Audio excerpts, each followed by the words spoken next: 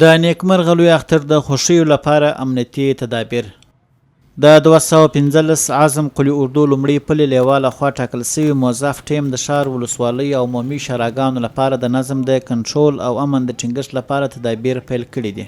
موږ اطمینان انشاءالله زموږ ځواکونو منظم هغه تدابیر نیولي دي او دغه رقم یې طریقه او تدبیر جوړ دي انشاءالله د امنیت په بابت کې ولس ته موږ ډاډ ورکولی شو انشاءالله. امنیتي مسؤلین وایي شپه او ورځ پلي ګزمې او پیرې کوي. د هر ډول ورانکارو او مشکوک کسانو د پلان او هدف د شنډېدو لپاره ځواکمنه وړتیا او امکانات لري. موږ الحمدلله چې کوم زموږ وس او کوم زموږ توان موږ د افغانستان غیر ولس او مجاهد پرور ولس ته د ډاډ او اطمینان ورکوو چې خپل خوشحالي او خپل اختر ښه په ډاډه زړه باندې تېر کړي. پر دنده بوخت امنیتي سرتېري وایي خپله اختریزه خوښي د ښاریانو نظم ته ځانګړې کړې ده.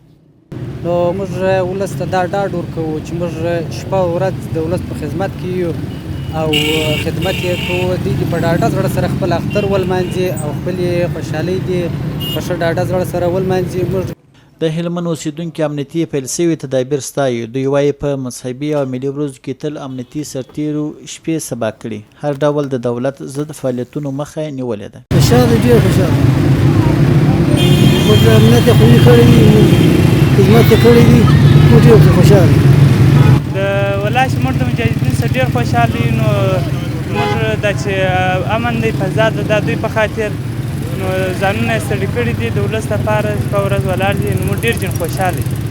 دا د ونې وړ ده چې د هېواد د نورو ولایتو په شمول هلمند هم د پوره امن برخمن ولایت دی چې ولسونه او اوسېدونکي یې پرته له امنیتي پیښو په خوښیو کې ژوند کوي.